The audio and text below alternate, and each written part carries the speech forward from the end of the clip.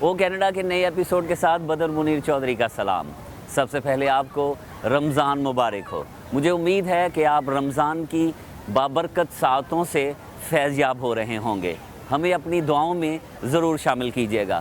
میں آج کھڑا ہوں حسن فطرت کے عظیم شاہکار اور دنیا کے قدرتی عجائبات میں سے ایک نیاگرا فالز پر۔ آئیے میرے ساتھ نیاگرا فال دیکھیے۔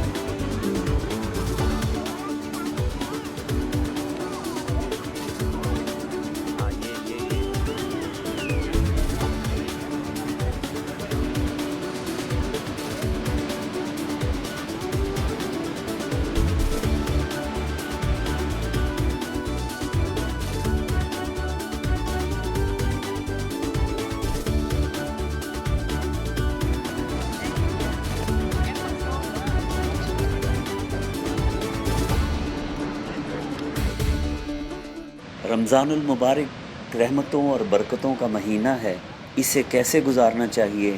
ڈاکٹر طاہر القادری کا خصوصی بیان پیش خدمت ہے۔ یہ آپ کی اور ہماری سب کی خوش قسمتی ہے کہ اللہ رب العزت نے ہمیں ہماری زندگیوں میں رمضان المبارک کا مقدس مہینہ عطا کیا ہے۔ اور حضور نبی اکرم صلی اللہ علیہ وآلہ وسلم نے فرمایا کہ اللہ رب العزت کا وعدہ ہے کہ جو شخص اس مہینے کے دنوں میں روزہ رکھتا ہے اور راتوں میں اللہ کے حضور تلاوت قرآن کرنے یا اسے سننے کے لیے قیام کرتا ہے تو باری تعالیٰ اس کے گناہوں کو معاف کر دیتا ہے اور اس کا نامہ اعمال دھل کر پاک صاف ہو جاتا ہے، اور اللہ تبارک و تعالیٰ اپنی رحمتوں کے دروازے کھولتا ہے اور دوزخ کے دروازوں کو بند کر دیتا ہے اور شیطانوں کو زنجیروں میں جکڑ دیتا ہے، جس کا مطلب یہ ہے کہ جنت کے دروازوں کو کھولنے کا، کہ نیکیوں کو اللہ رب العزت ہم اپنی زندگی میں اپنانا چاہیں تو اللہ تبارک و تعالیٰ اس کی توفیق کو ارزاں کر دیتا ہے، نیکیوں پر عمل آسان بنا دیتا ہے۔ ماہ رمضان میں اللہ رب العزت ایک ایسا ماحول ہمیں روحانی ایمانی بابرکت ماحول دیتا ہے کہ جس ماحول میں نیکی کا پرورش پانا آسان ہو جاتا ہے، اور شیطانوں کو زنجیروں میں جکڑنے کا مطلب یہ ہے کہ گناہ اگر انسان از خود بہت سویر انٹینشن کر کے اس کے لیے ارادہ نہ کرے تو گناہوں کے لیے ماحول تنگ کر دیتا ہے اور دوزخ کے امکانات کم کر دیتا ہے۔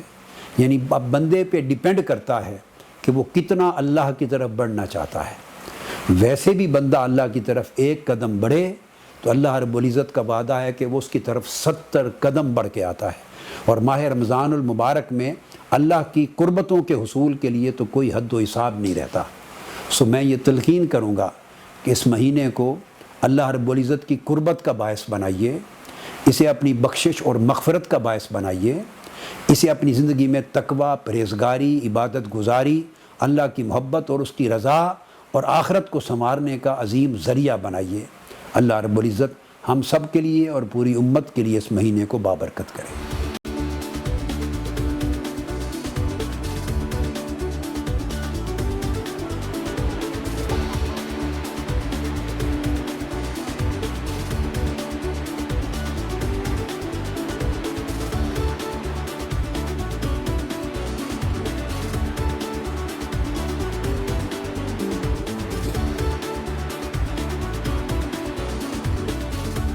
کینیڈا اور امریکہ کی سرحد پر واقع دنیا کے مشہور ترین آبشار نیاگرا فالز سیاحوں کے پسندیدہ ترین مقامات میں شامل ہے۔ اسے پہلی بار 1678 میں فادر لوئس نے دریافت کیا تھا۔ 1819 کو دریائے نیاگرا کو امریکہ اور کینیڈا کے درمیان سرحد تسلیم کیا گیا۔ آبشار کا زیادہ حسین حصہ کینیڈا کی جانب ہے، جس کے لیے رینبو برج سے بذریعہ گاڑی یا پیدل کینیڈا میں داخل ہوا جا سکتا ہے۔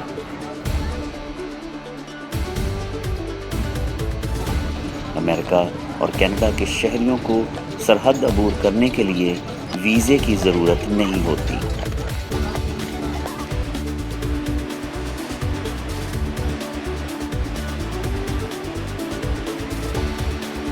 آبشار کی لمبائی 182 فیٹ اور چوڑائی 1100 فیٹ ہے۔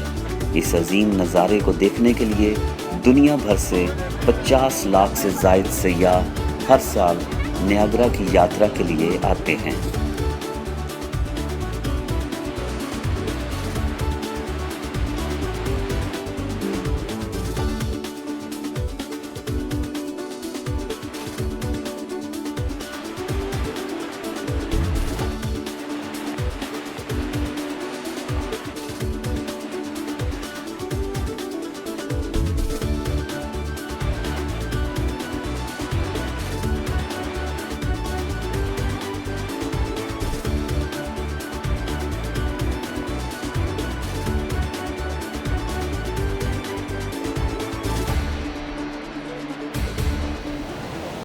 کیا حسین منظر ہے یہاں کا، اور کتنے خوبصورت نظارے ہیں۔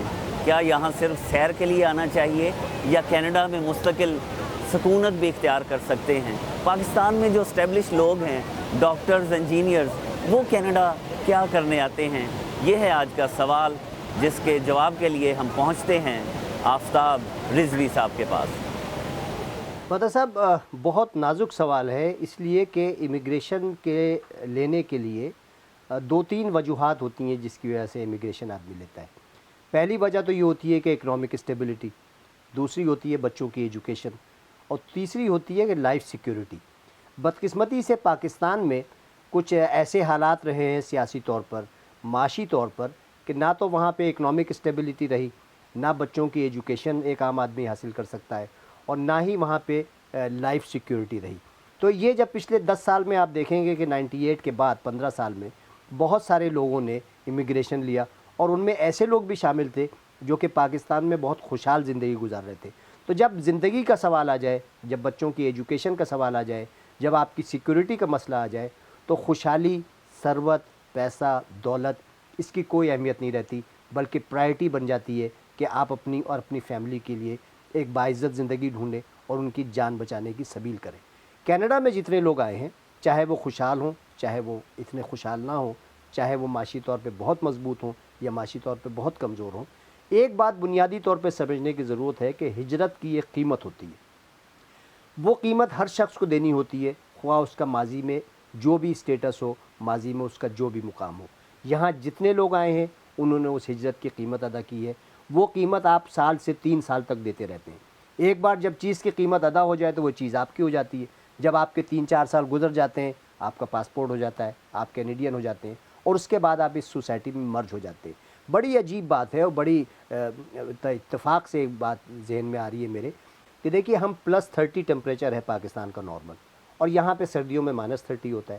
تو جب 60 ڈگری کا فرق پڑے گا آپ کی باڈی پر، تو آپ سوچیں کہ آپ کا ذہن کہاں پہ ہوگا۔ نارمل ٹیمپریچر انسان کا 98.4 ہوتا ہے، جس کو ہم کہتے ہیں نارمل ٹیمپریچر ہے۔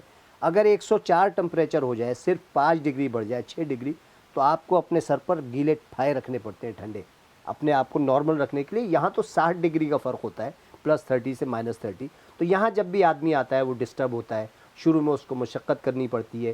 ڈاکٹر ہے تو اس کو ایکویلنسی کرنی پڑے گی، انجینئر ہے تو اس کو PH کرنا پڑے گا، سرمایہ دار ہے تو اس کو صحیح جگہ سرمایہ لگانا پڑے گا۔ بدر صاحب، اس میں سمجھنے کی بات یہ ہے کہ ہجرت ایک خراج مانگتی ہے، قیمت مانگتی ہے، اور جب آپ وہ سارے پروسیس سے گزر جاتے ہیں تو یہاں آپ ایک خوشحال زندگی گزارتے ہیں، آپ کے بچے صحیح تعلیم حاصل کرتے ہیں، آپ کو بیسک ایمینٹیز، جو بیسک کمفرٹ لیول ہے وہ ہر ایک کے پاس موجود ہوتا ہے۔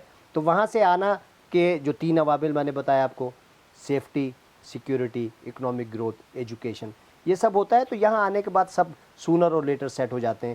لیکن یہ بس ذہن میں رکھنا چاہیے کہ یہ ہجرت ہے، اور ہجرت اپنا خراج مانگتی ہے، ہجرت اپنی قیمت مانگتی ہے، اور جب آپ ایک چیز کی قیمت ادا کر دیتے ہیں تو پھر وہ آپ کی اپنی ہو جاتی ہے، اور آپ اپنی سکون سے زندگی گزارتے ہیں۔ تو یہ کوئی بری بات نہیں ہے کہ پیسے والا کیوں آ گیا اور ڈاکٹر کیوں آ گیا، انجینئر کیوں آ گیا، سب کی اپنی اپنی ریزنس ہیں۔ بس اچھی بات یہ ہے کہ سب پاکستان کا خیال رکھتے ہیں، پاکستان ریمیٹنس بھیجتے ہیں اور پاکستان کے لیے ان کے دل بھی دھڑکتے ہیں اور پاکستانیوں کے لیے وہ ہر وقت بے چین بھی رہتے ہیں. یہ جاری رہنا چاہیے.